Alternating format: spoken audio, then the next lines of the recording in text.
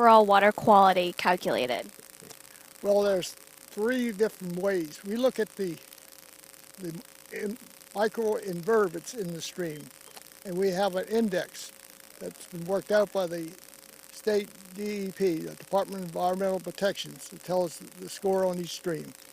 We look at the habitat, and we've got a number that comes up there to tell us how well the habitat is.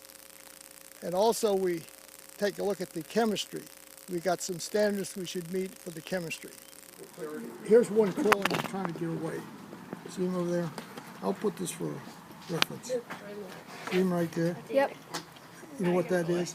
There's one here trying to get away. What is your opinion on the health of the Warm Springs Run? It seems to be declining slightly, but it's about average now, marginal stream. And we're having a lot of problems with sediment and runoff from parking lots and various structures through Which town. macroinvertebrates indicate good stream health and bad stream health? Okay, well, the macroinvertebrates that indicate good stream health are generally like mayflies and caddisflies, and then of course if you can find some salamanders or crayfish, those are also a good sign.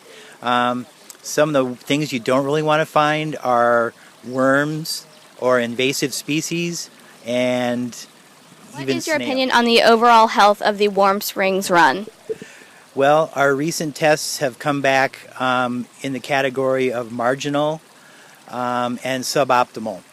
And I'm also a member of the Sleepy Creek Watershed Association, and we monitor Sleepy Creek. And almost all of our readings from there come back in the optimal range.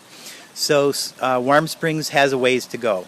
And part of the problem is that Warm Springs runs right through a city or a town. And we get a lot of runoff from parking lots and rooftops and things like that I think end up getting into the water. That when you go to Sleepy Creek, it's primarily an agricultural stream, and so we don't have nearly as much things coming off of roads and parking lots and things like that. And I think that helps keep the water clean. Which pollutants change which parts of the stream ecosystem? It can generally, what they call BOD, biochemical oxygen demand, tends to have a greater effect, and nitrogen can have a greater effect. If there's high BOD, it robs the oxygen out of the water so that the fish don't have oxygen to use. Nitrogen and phosphorus, the two nutrients, tend to promote algae growth, which also robs oxygen from the fish. What was the stream health like 30 years ago? Its course was the same as you see it now, but it was not as clean as it is now. What is your opinion on the health of the Warm Springs Run? It's rather good now. In fact, I'm pleased with how good it is. And tests that were made years back, it was not.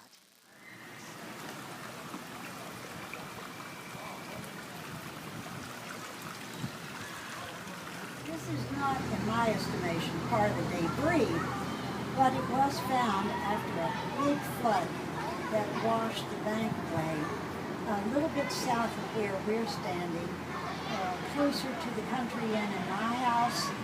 There were a half a dozen bottles. And if you notice the bottom is rounded, it's a ship's bottle used as ballast. So you're thinking, how did it ever get from there, the eastern shore, or ships and water, to the mountains? At Shepherd College one evening, a gentleman who was a professor and also an authority on glass said to me that this one was circa late 1700s, which would be 1680-90, has a laid-on lip. There were all these things that he could tell the age. My question is, who was the person on horseback, and why did he have the many saddlebags? And what happened? Did the water rush? Did he fall from the horse? How did he get into the bank? And then centuries later, during a big flood here, we see all these bottles sticking out.